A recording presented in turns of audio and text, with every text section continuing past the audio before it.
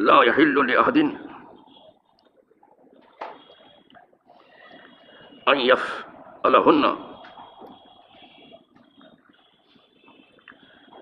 لا يؤمن رجل قوما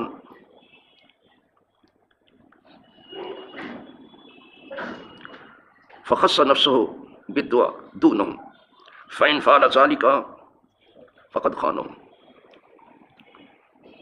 ولا ينظر في قار بيت قبل أن يستأذن فإن فعل ذلك فقد خانهم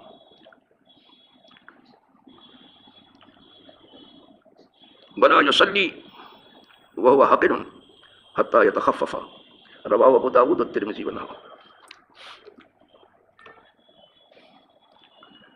جماعت اور اس کی فضیلت کی دوسری فصل آپ سن رہے ہیں۔ یہ حدیث جناب ثوبان سے مروی ہے، کہتے ہیں کہ فرمایا رسول اللہ صلی اللہ علیہ وسلم کہ کسی آدمی کے لیے حلال نہیں ہے، کسی آدمی کے لیے حلال نہیں ہے، جائز نہیں ہے کہ یہ کام کرے۔ کچھ کام کے بارے میں حضور نے اشارہ کیا، فرمایا کسی کے لیے جائز اور حلال نہیں کہ یہ کام کرے۔ اب ذرا سن لیجیے حضور کیسی تربیت فرما رہے ہیں امت کی۔ فرمایا کوئی آدمی امامت نہ کرے کسی قوم کی تو خاص کرے اپنے آپ کو دعا میں، پوری قوم کو نہیں۔ کسی امام کے لیے یہ درست نہیں ہے کہ وہ قوم کی امامت کرے اور دعا میں صرف اپنے کو خاص کرے، قوم کے لیے دعا نہ کرے۔ جس قوم کی وہ امامت کر رہا ہے اس کے لیے دعا کرنا بہت ضروری ہے۔ اور یہ میں تاکید کرتا رہتا ہوں آپ کو، تو آپ سمجھتے ہوں گے کہ شاید میں اپنی طرف سے کچھ کہہ رہا ہوں۔ دین میں مجھے کوئی حق نہیں پہنچتا ہے کہ کچھ اپنی طرف سے کہوں۔ ایک چیز تو یہ معلوم ہوئی ہے، کسی امام کے لیے جائز نہیں ہے کہ دعا میں صرف اپنے کو خاص کرے، قوم کے لیے دعا نہ کرے۔ دوسری چیز جو سمجھ میں آ رہی ہے کہ امام کا کام صرف نمازی پڑھانا نہیں ہے، دعا کرنا بھی ہے۔ عرب میں آپ دیکھیں گے امام نماز تو پڑھا تھا، دعا نہیں کرے گا، کیا کریں گے وہ؟ کب سے روک دیا گیا دعا کرنے سے، اور کب سے کہہ دیا گیا کہ صرف نماز میں ہی دعا ہے، باہر دعا نہیں؟ جسے بندہ کہتے ہیں وہ سراپا دعا ہے، اور جو خدا ہے تمام شفا سب اس کی طرف سے ہے، تمام دوا اس کی طرف سے ہے۔ بندے کا کام مانگنا ہے، خدا کا کام دینا ہے۔ اس کے لیے ضروری ہے کہ اپنی دعا میں پوری قوم کو یاد کرے۔ اور صرف اتنی ہی دعا نہیں کہ اللہ میرا قوم کا قرض اتار دے، بس یہ صرف یہ کچھ چند کلمات رٹ لیے ہوں کہیں سے ادھر ادھر سے، بلکہ دعا میں کوشش یہ کرو جو کتاب و سنت میں دعائیں آئی ہیں، جو منسوخ ہیں، وہ دعا مانگو۔ وہ ضروری نہیں کہ آپ اردو میں دعا مانگو، فارسی میں دعا مانگو، لیکن اگر عربی کے ساتھ ساتھ یہ اردو و فارسی کی دعا گئی تو کوئی حرج کی بات نہیں، دعا ہے نا، کسی زبان میں ہو۔ لیکن یہ نہیں کہ عربی کو نظر انداز کر کے آپ اپنی اردو چلا رہے ہیں، تو تقریر کے بعد دوسری تقریر ہو رہی ہے۔ بعض لوگ تو دعا ہی میں پوری تقریر کر ڈالتے ہیں، وہ دعا کم ہوتی ہے تقریر زیادہ ہوتی ہے۔ ایسا نہیں ہونا چاہیے۔ زمانے طالب علمی میں، میں 9th میں یا 10th میں جہاں تھا یاد نہیں ہے ٹھیک سے، تو ایک دینی جلسے میں حاضر ہوا تھا جس میں بہت بڑے بڑے علماء تشریف فرما تھے۔ میری خوش نصیبی تھی کہ اس میں محدث اعظم ہند رحمۃ اللہ تعالیٰ علیہ تھے، اور اس فقیر نے بچپن سے ایک تقریر سنی ہے۔ وہ تقریر ایسی تھی کہ میں نے اس سے پہلے کبھی کسی سے ایسا نہیں سنا تھا۔ بہت اچھا بولتے تھے محدث اعظم ہند۔ اس کے بعد میں نے کسی کو پایا نہیں ایسا بولنے والا، یہ سمجھ لیجیے۔ یہ کوئی بات تعصب اور تنگ نظری سے نہیں کہہ رہا ہوں۔ وہ عنوان بھی مجھے یاد ہے جس عنوان پر حضرت گفتگو کر رہے تھے، کونین پہ قبضہ ہے سرکار دو عالم کا، یہ عنوان تھا۔ اتنی لاجواب تقریر کی تھی، واقعی وہ اس لائق تھی کہ انہیں جو ہے محدث اعظم ہند کہا جائے۔ بہت بڑے مفکر، بہت بڑے محدث، بہت بڑے خطیب، بہت بڑے مقرر، بہت خدا دوست تھے وہ۔ ویسے سبھی جتنے علماء آئے تھے سب نے اچھی تقریریں کی، علماء تھے بڑے بڑے، لیکن محدث اعظم ہند، اسی لیے مدنی میاں کے بارے میں سنا ہے، ان کے منہ سے تو نہیں سنا، دوسرے سنانے والوں نے سنایا مجھے کہ میرے باپ جیسا مقرر میں نے نہیں دیکھا. لیکن ایک بار کہتے ہیں مفتی آگرہ کو میں نے سن لیا، خود مدنی میاں کے بارے میں روایت کیا، یہ پتہ نہیں اس میں کس قدر صداقت ہے. تو کہا جب ایک بار میں نے مفتی آگرہ کو سنا تب میں نے کہا نہیں، میرے باپ کے بعد بھی لوگ مقرر ہیں. سنا ہے وہ بہت عمدہ بولتے تھے، مفتی آگرہ بھی لاجواب بولتے تھے. جہاں وہ بولتے تھے دوسری محفلیں ٹوٹ جاتی تھی سب. ان کو سننے کے بعد میں نے سمجھ لیا کہ فوق کل ذی علم علیم، ہر علم والے کے اوپر علم والا ہے. سمجھ اور بھی لوگ ہیں. محدث اعظم ہند کی بات اس لیے آئی کہ جب وہ جلسہ ختم ہو گیا تو مولانا عبد الغفور صاحب جو کافی معمر تھے، ارشاد کے امام تھے، کافی پڑھے لکھے آدمی تھے، تو ان سے کہا گیا کہ آپ یہاں کے امام ہیں جامع مسجد کی، آپ دعا کر دیجیے. تو انہوں نے اردو فارسی میں دعا سب شروع کی جیسے چلتی ہے.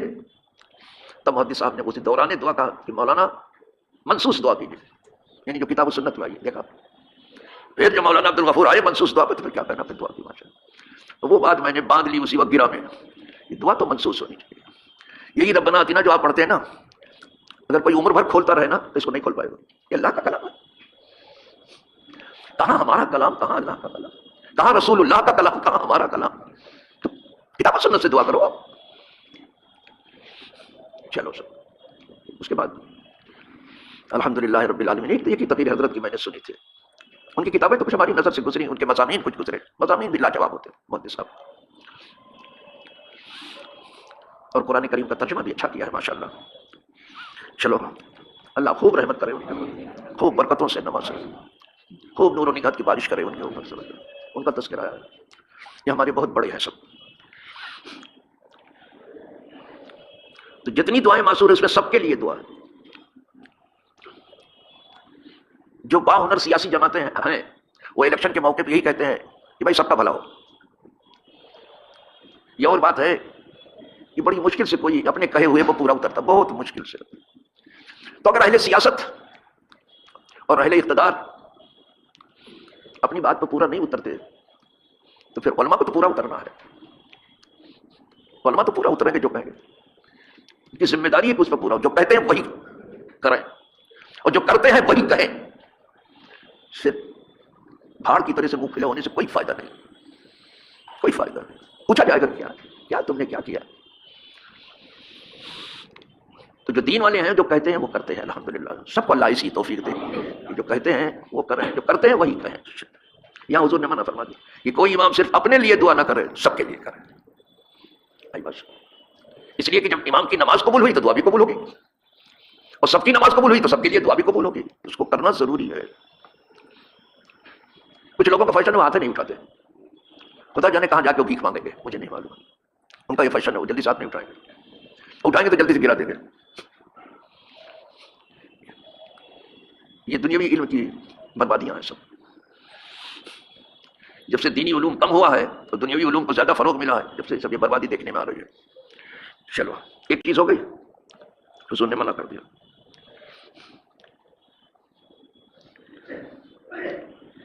فَإِنْ فَعَلَ ذَلِكَ فَقَدْ خَانَ. لیکن اس کہے کے بعد بھی اگر کسی امام نے صرف اپنے ہی لیے دعا کی، قوم کے لیے نہیں کی، تو قوم کی خیانت کیا اس نے، وہ خائن کہلائے گا. اس کے بعد بھی اگر ایسا کیا تو خیانت کر رہا ہے وہ. سب کے لیے دعا کرنا چاہیے. چلو ایک ہو گیا. دوسری چیز یہ ہے کہ وَلَا يَنْظُرُ فِي قَعْرِ بَيْتٍ قَبْلَ أَنْ يَسْتَأْذَنَ. کسی کو اجازت نہیں ہے کہ کسی کے گھر کے اندر جو ہے بغیر اجازت کے دیکھے. کسی کو اجازت نہیں، جب تک کہ اسے بلا نہ لیا گیا ہو اندر مت دیکھو، آپ جھکا کے رکھو. یہ ہے اہتمام. کسی کو اجازت نہیں یہاں تک کہ اسے اجازت مل جائے.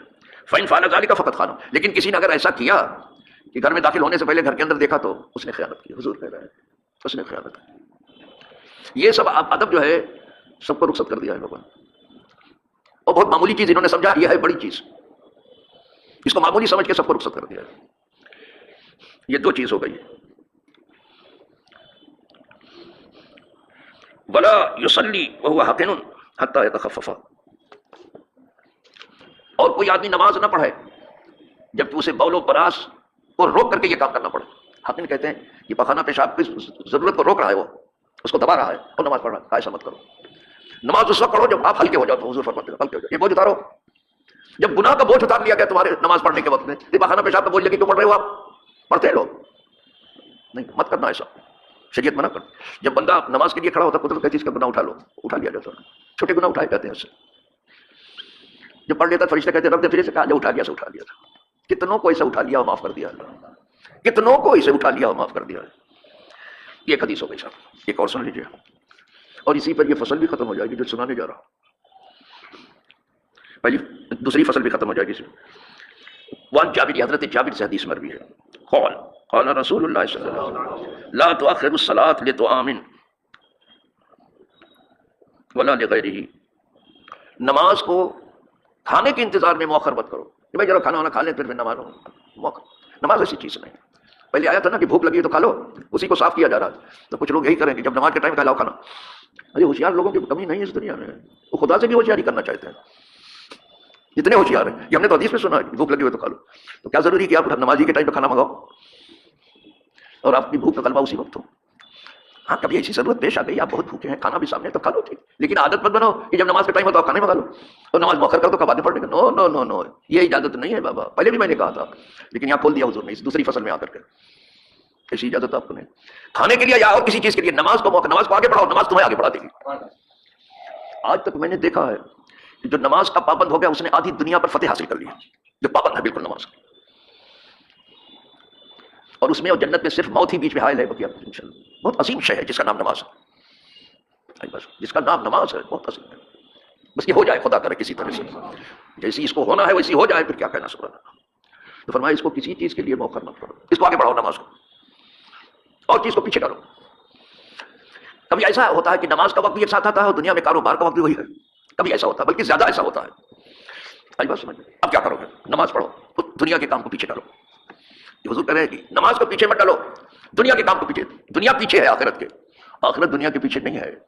آخرت آگے ہے ہمارے، دنیا پیچھے ہے اور پیچھے ہی جا رہی ہے روز. آخرت روز سامنے چلی جا رہی ہے. جو آگے ہے اس کو آگے رکھو. دنیا پیچھے جا رہی ہے کہ نہیں جا رہی ہے؟ اب تک کتنی جا چکی ہے؟ روز جا رہی ہے. آخرت سامنے آ رہی ہے، تو جو سامنے آ رہی ہے اس کو سامنے رکھو.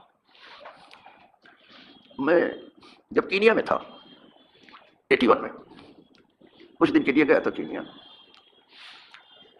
تو وہاں ایک سونے کا بہت بڑا ویوپاری تھا. اس کی دکان پر کوئی باہر کا آدمی آیا اور تھوک میں سونا لینا چاہتا تھا، لیکن اتفاق سے ویوپاری اس وقت پہنچا جب یہ نماز پڑھنے جا رہا تھا. وہ نماز کو دکان بند کر دیتے ہیں، تالا لگا دیتے ہیں. وہ لگا چکا تھا، تالا لگا دیا تھا.